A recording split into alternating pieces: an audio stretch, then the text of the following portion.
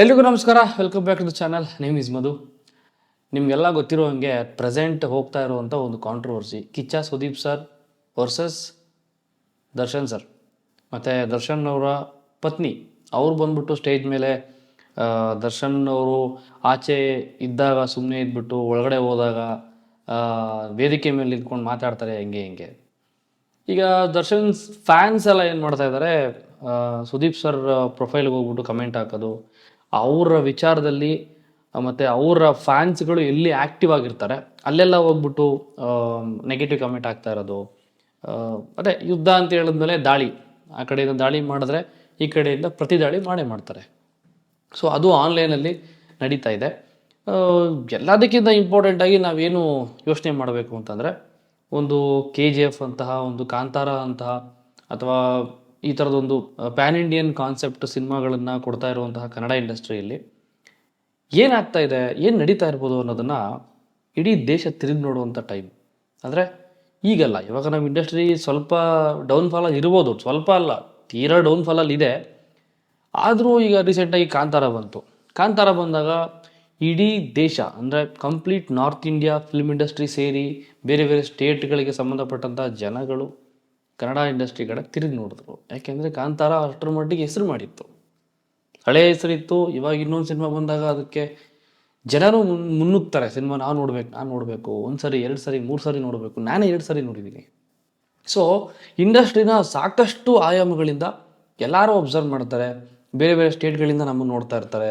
ಇಂಡಸ್ಟ್ರಿಯಲ್ಲಿ ಏನು ನಡೀತಾ ಇದೆ, ಕನ್ನಡ ಇಂಡಸ್ಟ್ರಿಯಲ್ಲಿ ಕನ್ನಡ ಸಿನಿಮಾಗಳು ಯಾವ್ಯಾವ್ದು ರಿಲೀಸ್ ಆಗ್ತಾ ಇದೆ, ಸೂಪರ್ ಸ್ಟಾರ್ ಸಿನಿಮಾಗಳು ಯಾವ್ಯಾವ ಬರ್ತಾ ಇದೆ ಅಂತೆಲ್ಲ ನೋಡ್ತಾ ಇರ್ತಾರೆ. ಇಂಥ ಟೈಮಲ್ಲಿ ಸುದೀಪ್ ಸರ್ ಹುಬ್ಳಿಯಲ್ಲಿ ಒಂದು ಪ್ರೀ ರಿಲೀಸ್ ಇವೆಂಟ್ ಸಮಥಿಂಗ್ ಒಂದು ಇವೆಂಟ್ ಆರ್ಗನೈಸ್ ಮಾಡಿರ್ತಾರೆ ಸಿನಿಮಾ ತಂಡದಿಂದ. ಸಿನಿಮಾ ರಿಲೀಸ್ ಮಾಡ್ತಾ ಇದ್ದೀವಿ, ಪ್ರಮೋಷನ್ ಮಾಡ್ತಾ ಇದ್ದಾರೆ. ಈ ಮಧ್ಯೆ ಸುದೀಪ್ ಸರು ಯುದ್ಧಕ್ಕೆ ಸಿದ್ಧ, ಯಾಕೆಂದರೆ ನಾನು ಮಾತಿಗೆ ಬದ್ಧ ಅಂತ ಒಂದು ಡೈಲಾಗ್ ಹೇಳ್ತಾರೆ. ಡೈಲಾಗು ಅಥವಾ ಒಂದು ಮಾತು ನೀವೇನಾದ್ರು ಅನ್ಕೋಬೋದು. ಅದನ್ನು ಹೇಳಿದ್ರು. ನಾನು ಯಾಕೆ ಹಿಂಗೆ ಹೇಳಿದ್ರು, ಮೊನ್ನೆ ಆ ಇವೆಂಟ್ ನೋಡಿದಾಗ ಅಂದ್ಕೊಂಡಿದ್ದು ಏನಕ್ಕೆ ಬೇಕಿತ್ತಿದು ಈ ಟೈಮಲ್ಲಿ ಅಂತ ಅಂದ್ಕೊಂಡೆ.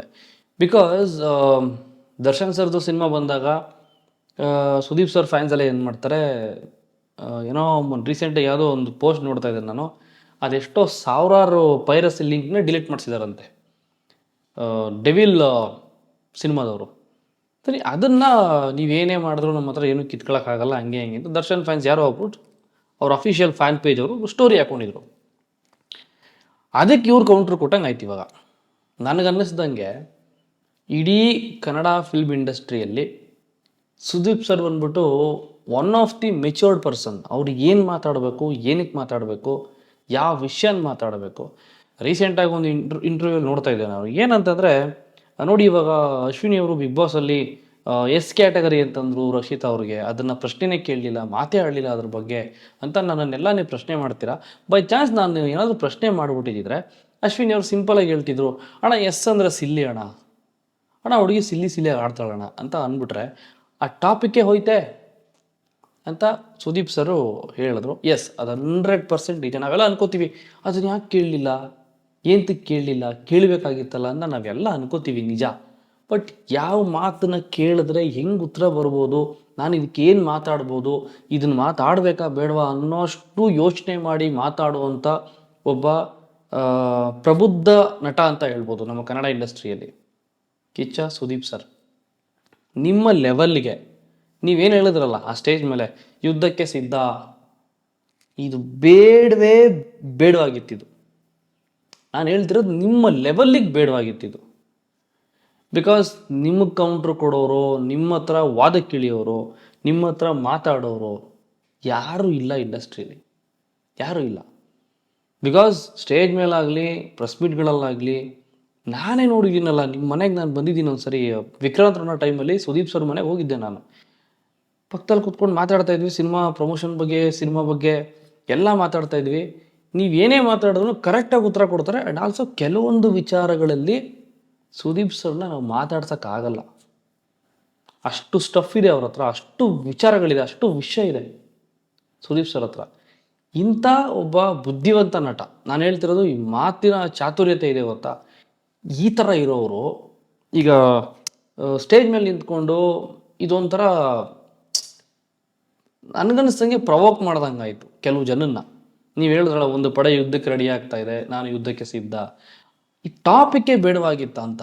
ಬೈ ಚಾನ್ಸ್ ಇದನ್ನು ನೀವು ಮಾತಾಡಿದ್ರು ಕೂಡ ಸಿನಿಮಾ ಹಿಟ್ಟಾಗಿ ಕಲೆಕ್ಷನ್ ಮಾಡಿ ಯಾವುದೋ ರೇಂಜ್ಗೆ ಹೋಗಾದ್ಮೇಲೆ ನೀವು ಇದನ್ನು ಮಾತಾಡಿದ್ರೆ ಇದಕ್ಕೆಲ್ಲದಕ್ಕೂ ಒಂದು ಅರ್ಥ ಸಿಕ್ಕಿರೋದು. ಸುಮ್ಮನೆ ಮಾತಾಡಿದ್ದು ಐ ಥಿಂಕ್ ಗೊತ್ತಿಲ್ಲ, ನನಗೆ ಇದು ಸರಿ ಅಂತ ಅನಿಸಿಲ್ಲ. It is my honest opinion. ಒಬ್ಬ ಸ್ಟಾರ್ ನಟ ನಮ್ಮ ಕರ್ನಾಟಕದಲ್ಲಿ ಹೆಂಗಾಗ್ಬಿಟ್ಟಿದೆ ಅಂತಂದರೆ, ಸುದೀಪ್ ಸರ್, ದರ್ಶನ್ ಸರ್ ದೈತ್ಯ ಪ್ರತಿಭೆಗಳು. They are very big actress.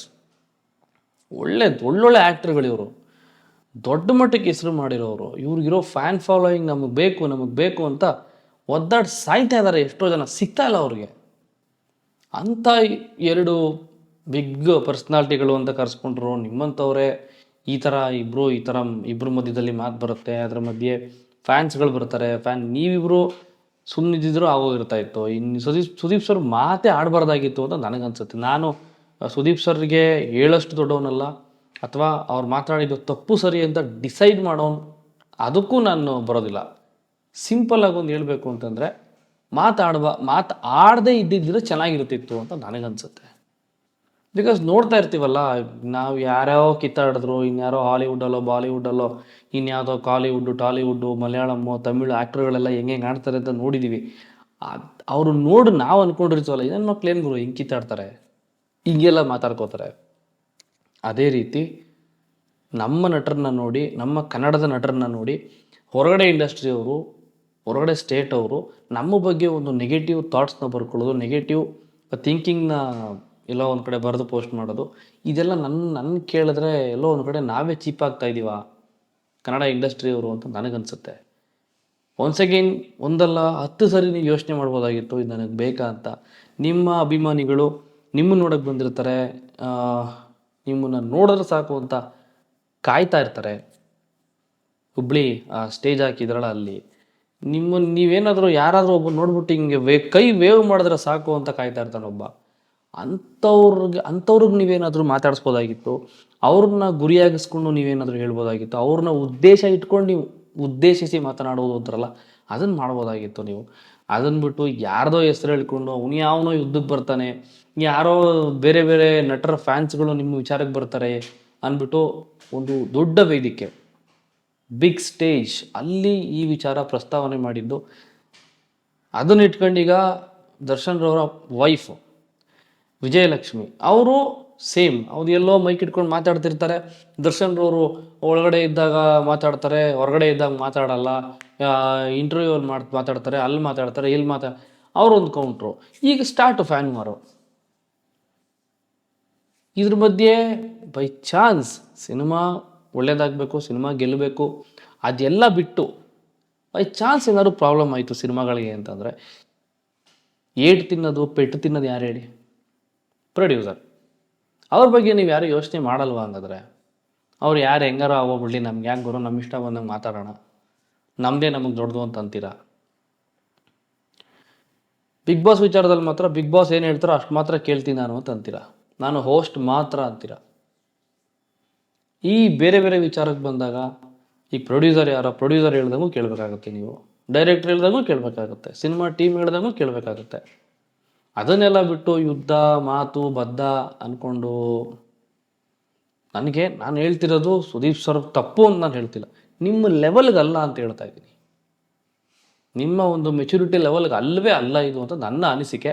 ಇದ್ರ ಮೇಲೆ ನಿಮ್ಮ ಅನಿಸಿಕೆಗಳನ್ನು ವಿಡಿಯೋ ನೋಡಿದವರು ದಯವಿಟ್ಟು ಕಮೆಂಟ್ ಮಾಡಿ ತಿಳಿಸಿ. ಮತ್ತು ಇನ್ನೊಂದು ವಿಡಿಯೋದಲ್ಲಿ ಸಿಗ್ತೀನಿ. ಆ್ಯಂಡ್ ನಾನು ಮನಸ್ಫೂರ್ತಿಯಾಗಿ ವಿಶ್ ಮಾಡ್ತೀನಿ, all the very best team mark ಅನ್ನೋ ಸಿನಿಮಾ ಸುದೀಪ್ ಸರ್ದು ತುಂಬ ಚೆನ್ನಾಗಿ ಹಿಟ್ಟಾಗಬೇಕು, ದೊಡ್ಡ ಮಟ್ಟಕ್ಕೆ ಹಿಟ್ಟಾಗಲಿ, ಒಳ್ಳೆ ಕಲೆಕ್ಷನ್ ಮಾಡಲಿ. ಆ ಪ್ರೊಡ್ಯೂಸರು ಸೇಮ್ ಮತ್ತೆ ಸುದೀಪ್ ಸರ್ಗೆ ಇನ್ನೊಂದು 2 ಸಿನಿಮಾ ಮಾಡೋಂಗಾಗಲಿ, ಇನ್ನೊಂದು 2 ಹೊಸ ಸಿನಿಮಾಗಳು ಸೈನ್ ಹಾಕೋಂಗಾಗಲಿ ಸುದೀಪ್ ಸರ್ ಅಂತ ವಿಶ್ ಮಾಡ್ತೀನಿ. ಆ್ಯಂಡ್ ಇಷ್ಟೇ ನಾನು ಹೇಳೋದು. ಯಾಕೆಂದರೆ ನಾನು ಸಿನಿಮಾ ಹುಚ್ಚ, ನಾನು ಸಿನಿಮಾ ಪ್ರೇಮಿ ಮಾತ್ರ ಅಲ್ಲ, ನಾನು ಸಿನಿಮಾ ಹುಚ್ಚ. ನನಗೆ ಸಿನಿಮಾಗಳು ಅಂದರೆ ತುಂಬ ಇಷ್ಟ. ಅದು ಯಾವುದೇ ಸಿನಿಮಾ ಆಗಲಿ, ಚೆನ್ನಾಗಿ ಇಲ್ಲದೆ ಇರೋ ಸಿನಿಮಾನು ನಾನು ನೋಡೋಕೆ ಇಷ್ಟ ಸ್ಕ್ರೀನ್ ಮೇಲೆ ಅಷ್ಟೇ. ನಟರು ಅಂದ್ರೂ ಅಷ್ಟೇ ಇಷ್ಟ. ನಾನು ಆಲ್ಮೋಸ್ಟ್ ಕನ್ನಡ ಇಂಡಸ್ಟ್ರಿಯಲ್ಲಿ ಎಲ್ಲ ದೊಡ್ಡ ಸ್ಟಾರ್ಗಳು ಮೀಟ್ ಮಾಡಿಬಿಟ್ಟಿದ್ದೀನಿ, ದರ್ಶನ್ ಅವ್ರನ್ನ ಒಬ್ಬರನ್ನ ಬಿಟ್ಟು. ಓಕೆನಾ? ಎಲ್ಲರ ಹತ್ರನೂ ಸ್ವಲ್ಪ ನನ್ನ ಮುಖ ಪರಿಚಯ ಇದೆ, ಅವ್ರ ಬಾಯಲ್ಲಿ ನನ್ನ ಹೆಸರು ಬರುತ್ತೆ, ಇಷ್ಟೆಲ್ಲ ಇದ್ಕೊಂಡು ನಾನು ಮನಸ್ಫೂರ್ತಿಗೆ ವಿಶ್ ಮಾಡಬೇಕು. All the very best. Mark ಸಿನಿಮಾಗೆ ಒಳ್ಳೆಯದಾಗಲಿ. Thank you. ನಿಮ್ಮ ಒಪಿನಿಯನ್ನ ಕಮೆಂಟ್ ಮಾಡಿ ತಿಳಿಸಿ. ಮತ್ತೆ ಸಿಗ್ತೀನಿ. Take care. ಬಾಯ್.